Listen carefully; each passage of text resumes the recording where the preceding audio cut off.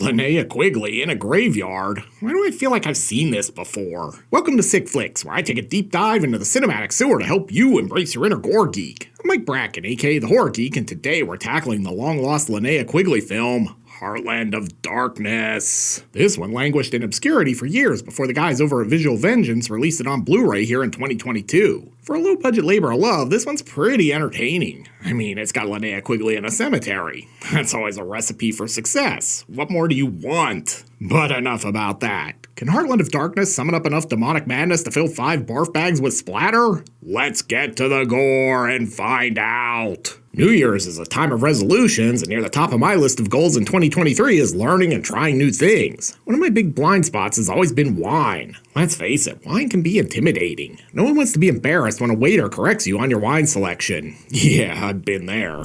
Fortunately, today's sponsor is Bright Cellars, who makes exploring the world of fantastic wine simple, fun, and most importantly, delicious. Whether you're a wine expert who spends weekends at vineyards or a total noob like me, Bright Cellars will not only help you discover great new wine suited to your personal taste, but also educate you about wines in the process. Win-win. The entire Bright Cellars experience is designed around helping you find wines perfectly suited to your tastes. You start with a quick 7-question quiz so they can match you with wines from across the globe suited to your palate. Then they save you the headache of going to the liquor store by taking those wines they've matched you with, putting them in sturdy boxes, and shipping them directly to your door. No more reading labels in the wine aisle for you. Each box is not only packed with some really great wine to make getting through bad movies easier, they also include these really cool wine education cards. These cards provide you with all sorts of interesting details like tasting notes, suggested pairings, the wine's origin, and serving temps. You'll look like a wine connoisseur in no time. Beyond that, Bright Cellars is committed to customer satisfaction. Their concierge team is readily available to help with answers to any questions you might have. Best of all, the more wine you try and rate means more refinement in wines offered in future boxes. It's like leveling up your wine game. One of the wines in my recent box was Palette Knife, which was perfect for pairing with a horror movie. I mean, it's like they know me. This French white wine has an amazing bouquet that balances fresh citrus fruit with crisp acidity. This one's light-bodied, so it goes perfectly with a cheesy slasher flick or Linnea Quigley outing. Sponsors like Bright Cellars help keep this channel running, so by trying them out, you're directly supporting the channel and getting some really great wine in return. Thank you again, Bright Cellars, for giving my followers a limited time offer of $50 off their first 4-bottle box. Click the link, brightcellars.com/horrorgeek in the description to get started. And now, let's get bloody. We fade in on this card. Donovan Productions presents. I've seen better graphics on industrial training videos, honestly. Speaking of industrial videos, here's Nick Baldessari. His online resume makes sure to point out that he's actually starred in industrial videos. And Linnea Quigley. What's the over-under on shower scenes in this movie? Oh yeah, this looks like a PS1 survival horror game screen. Top-notch graphics work, guys. Fun fact, this film was originally filmed as Fallen Angels. Then the title was changed to Blood Church. Now it's Heartland of Darkness. I'm not gonna lie, I think Blood Church was the best option. I think this movie is mooning us, but at least we're off to a tremendous start. Quick, we can make our escape to a better movie before they notice we're gone. So far, there's more running through the jungle in this movie than there was in that Creedence song. But hey, at least they splurged for a fog machine. Looks like they're shooting the video for Sunglasses at Night out here too. I can't decide who this guy is yet. Kinda like Big Lots Rick Moranis. Turns out they were just chasing him because he took off with the publisher's clearinghouse sweepstakes entry. Or maybe he absconded with the Linnea Quigley shower still shots. Where are the negatives? David doesn't have the negatives, so he's just gonna hang around here while his new friends go look for them. And another moon establishing shot. Oh yeah, I forgot, we're still in the credits. Even though this movie languished unreleased for basically 30 years, Eric Swelstad did make 2 more films in the interim, including Frankenstein Rising. Aw, look, this critter died trying to cross the street. You could say he got racked. I would not raccoon men this to anyone. He's in pretty bad coon-dition. Ah yes, scenic downtown Copperton, Ohio. Here's a live look at me trying to work on this new script and getting interrupted. I mean, that's a live look at me if I look like a discount version of Chris Chelios, maybe. Turns out Amazon Basics Chelios is retired from the NHL to start a new life as a newspaper editor in Copperton. No one tell him the internet is gonna put him out of business. Jesus, this place is hopping. Dude can't get any work done at all. Turns out Five Below Tiffany here wants to work a beat. And not the musical kind. Yeah, I just didn't expect anybody this quick. This really is some masterful framing. Just block half the shot with your hair. That's it. Perfect. Print it. It's like he's talking to Cousin It. He cuts that short so he can have a meet and greet with Sheriff Sergeant Slaughter. And remember, kids, don't drink and drive. Say no to drugs. Meanwhile, Budget Tiffany is like, hey, I think we're alone now. And she might be right. There doesn't seem to be anyone around. From there, they head out to see the body, and holy shit, that's some really good gore that I cannot show you. Suffice it to say, Dave is half the man he used to be. It's like, honey, I shrunk discount Rick Moranis by chopping him in half. Chelios is like, this dude really spilled his guts. Joe Dirt cameo. Sure hope they didn't use a full-size body bag. I mean, it's kind of a waste. Back at the office, Tiffany and Chelios are alone again. She's showing him all the headshots she has to mail out to members of her fan club later. With Tiffany gone, now Grandma's secretary is like, I think we're alone now, if you catch my drift. Oh look, it's Eileen Duncan's place. Not many people realize that Eileen Duncan was the original name before Dunkin' Donuts. No, not really. Chelly's living every man's worst fear, stuck in the feminine hygiene products aisle. What the hell is a plastic tip applicator? Do these things with wings fly? I hope this is what she wanted. Don't look now, but here comes Father Rico Suave. This guy's the hunkiest priest since Jason Priestley. I'm Reverend Donovan. I've looked forward to meeting you. You just did meet him. Are you gonna meet him again, or what? I'll expect to see both of you in church this Sunday. Sorry, Father, no dice. We're Pastafarians. Then we jump to Linnea Quigley, who's surrounded by a bunch of stiff dudes. Hell yeah. No, not like that, you pervs. I mean, she's in a graveyard. Oh yeah, eat your heart out, Stevie Nicks. She's run into Father Donovan, who's clearly run out of wafers, so he's gonna give her the sacrament with his fingers. And he's got a gift for her, too. I got it at Jared. I'm sure this gift comes with a price. Well, yeah, we're gonna need at least one extra gratuitous shower scene to even things up. The shepherd must increase his flock. God, Linnea Quigley can make even something as wholesome as growing a congregation sound dirty. I know priests are supposed to be celibate, but I'd like to believe God is like, well, if you could hook up with Linnea Quigley, go for it. And we've got our first Linnea Quigley boobs. I hope you had your scorecard ready. Church establishing shot. Everyone Hail Mary. Father Donovan is ready to rock. What the hell is Chelios' daughter wearing to church? Oh, sweet. This church has reserved seating for all the knocked up single moms. Chelios might be high. He's sitting here thinking some deep thoughts. Why is there a D in the word fridge, but not refrigerator? We must not disappoint the master. I knew it. That outfit gave it away. He's a disciple of Manos, the Hands of Fate. After church, Chelios is hard at work on his autobiography, Made in America. Pray for his editor, because that thing doesn't have a spell check. Pound the keys. You're the man now, dog. Do you kids even remember Finding Forrester? Christ, I'm old. Next, we're going to check out Budget Tiffany, because she's at the library. I sure hope they're not overbooked. I think we've really been overdue for a good library scene, personally. Then she meets the librarian. Excuse me, but why have all of these pages been blacked out? Protection. Protection from what? You. I don't think they're on the same page. Chelly heads out for a new ribbon, but it looks like there's been some slashing happening in here, and not the hockey kind. Church establishing shot. Give me 6 Our Fathers. And then he runs into Linnea Quigley. Why does the priest look like a T-800? Dude's practically the Terminator. And it looks like he's about to perform the Nutcracker. And now it's time for another great moment in horror film acting. You can almost hear her reading the lines right off the cue cards. Just proves that maybe... It proves that my hunch could be true, Paul. I think Tiffany was a lot better in Mega Python versus Gatoroid. Just saying. 1974, Springfield, Illinois. Springfield, eh? Had no idea this movie was part of the Simpsons Treehouse of Horror cinematic universe. New church establishing shot. Give me 3 The Lord's Prayers. Inside, there's a chick playing with an organ. Hell yeah. No, not like that. She's playing an actual organ.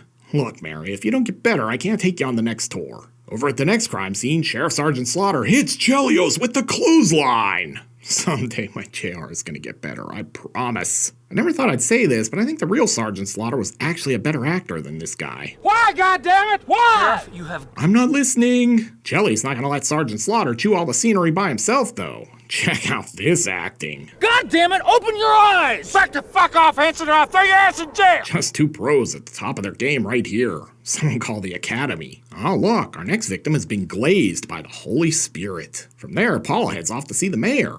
Why does his secretary look like Annie Potts? I mean, it's nice she found work after the Ghostbusters shut down, I guess. Without a dead end, Chelios heads over to the hardware store, but they're closed. Great, how am I going to skate tonight at Beer League if he hasn't sharpened my blades yet? Well, I've got nothing but time to kill. Let's take a peek and see if Linnea's showering. Next stop, the DA's office. Not because he got arrested for peeping, but for another great moment in horror film acting. You have two people, one of them a teenage girl hacked up, and you think it's all related to drugs? You're crazy! You can't handle the truth!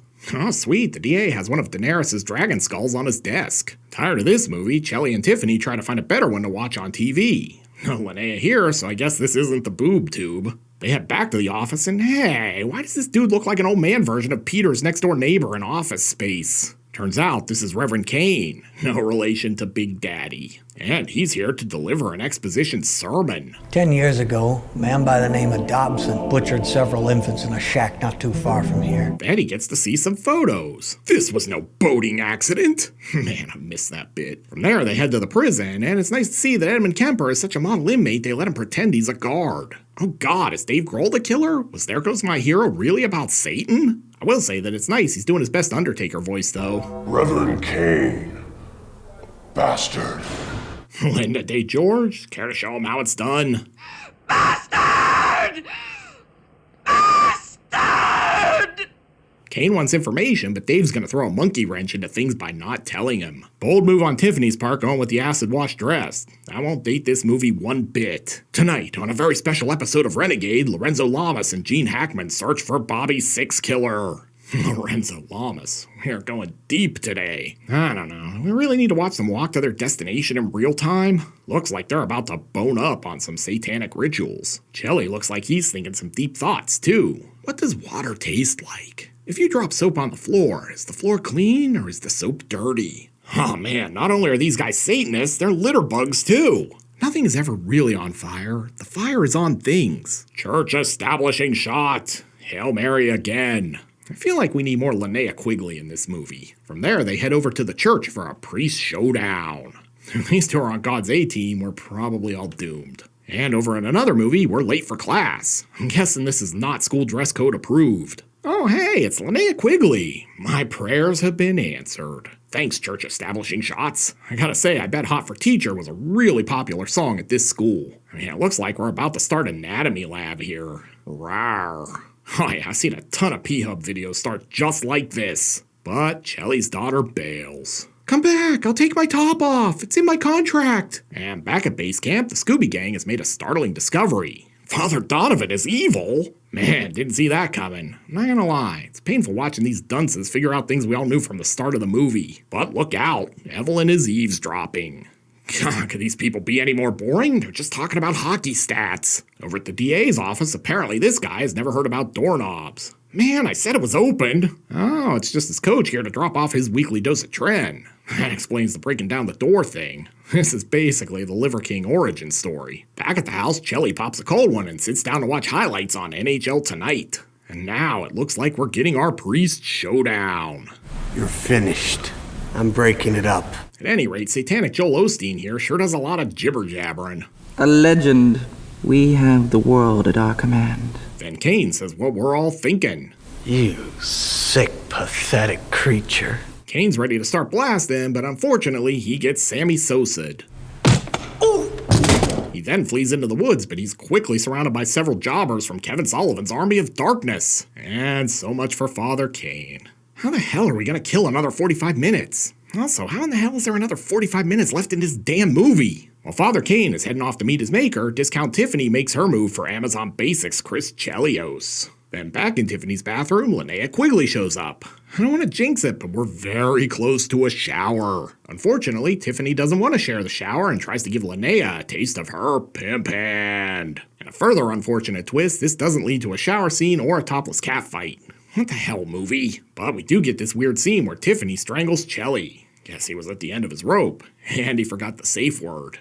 Of course, this is all just football practice. Oh look, Linnea's back. She's here to recruit him into the cult, or have him perform an at-home mammography. I mean, this could go either way. Hey, Sergeant Slaughter is back too. We're just bringing back all the characters now. And Jesus, listen to this line read. Damn right something's wrong. I got me a goddamn dead man, and all indicators tell me you had something to do with it. But the great acting doesn't stop there. Sheriff, I know the man that did this. Just top-tier performances across the board here.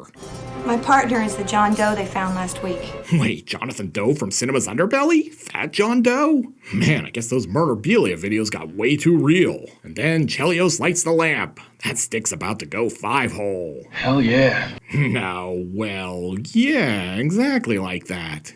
You pervs. This is probably what made Tiffany okay with doing that Playboy spread. Even the ceiling fan's like, ooh, it's getting hot in here. Back at the Chronicle, Paul's about to have a run-in with the God Squad. Hey, heard you been handing out prayer books in our hood. And I guess that scene is over, since we're driving over to a new one. Sweet Celica. Oh, he just needed to return some library books. Those fines are killer. Eventually, he winds up at Billy D. Williams' office. Looks like Lando has been eating well. But before they can get down to business, he's got to make a phone call. I'm gonna need a case of Colt 45 up here, stat. And sure, I guess we have time to stop for a drink. Nothing else is really happening. And while we're here, we might as well meet a new character, too. We've got like 30 minutes left, but sure, we can add new characters. The service here is apparently terrible, so it's a good thing Chris Chelios brought his own menu. Let's pick appetizers. And at least they can pass the time looking at these shower shots of Linnea Quigley. Too bad this is all interrupted when Budget Kevin Nash shows up. Scott Hall is probably just waiting outside. Chelly flees and we're treated to an exciting slow-speed chase. Can the Celica break 60?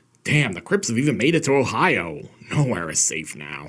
What the hell is this? Did I just warp into a John Michael Thor movie? Is Danzig's bus broken down out front? They're gonna throw down, and Chelly's no stranger to getting 5 for fighting. Honestly, at this point, I have to wonder why this movie is still even going. I firmly believe that all shot on video and shot on 16mm film should be under 80 minutes. This movie is proof of why. He heads home and the Satanists have already been there. They were probably just looking for the Lebowski that owes money to Jackie Treehorn.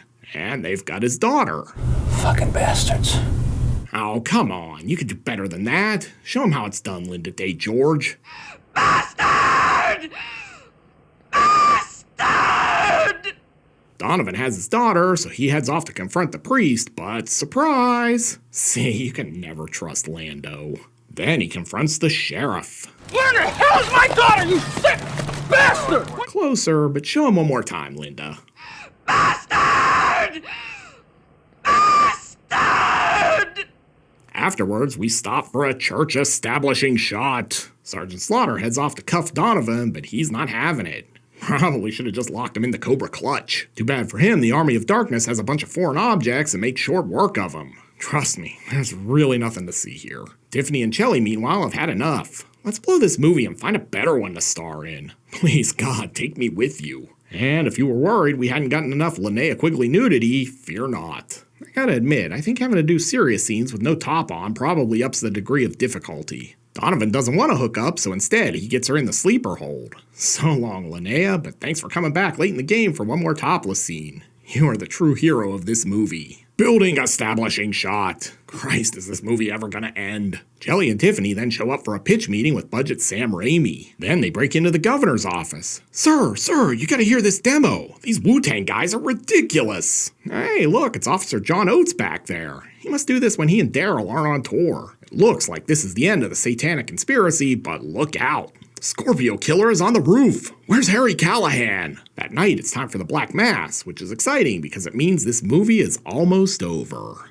Not gonna lie, this feels like something straight out of Fulci's Conquest. Also, is Donovan sporting the satanic mankini? But just as things get underway, look who crashed the party. Unfortunately, Donovan has brought a knife to a gunfight. Clearly, he didn't heed Sean Connery's advice. Then we get the worst action choreography I've ever seen.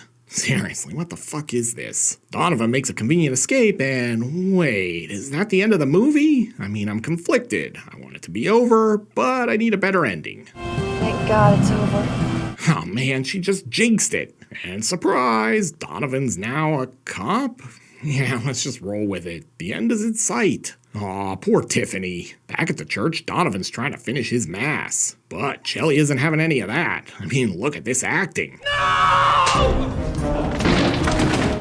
Dude, you have a shotgun. Just shoot him. Jesus. Then Chelly gets a taste of some pimp hand. But before he can plummet to his doom, he sends Donovan over the top rope. I think that's an instant disqualification. And you could say he got the point. Alright, wrap it up, movie. I don't need a 3-hour pull-away shot. So, what have we learned from Heartland of Darkness? Well, for starters, sometimes a lost movie should stay lost. Okay, that's kinda harsh. This one's better than a lot of shot-on 16mm indies of the era, but it definitely could have used some trimming. And maybe a few more Linnea Quigley scenes. But enough about that. Can Heartland of Darkness sacrifice enough virgins to earn a coveted 5 barf bag rating? Let's go to the gore card! In terms of gross anatomy, Heartland of Darkness is pretty light. We're treated to some dismembered corpses, multiple gunshot deaths, a stabbing, and an impalement. The effects are decent enough for this kind of film, and there's just enough here to give Heartland of Darkness a 3 barf bag rating. This is a modestly sick flick. Looking for another movie about evil cults? Then be sure to check out my review of Dagon. You'll find a link here on the screen. I'll meet you over there. Until next time, I'm Mike Bracken, aka the Horror Geek, bringing you all the splatter that matters.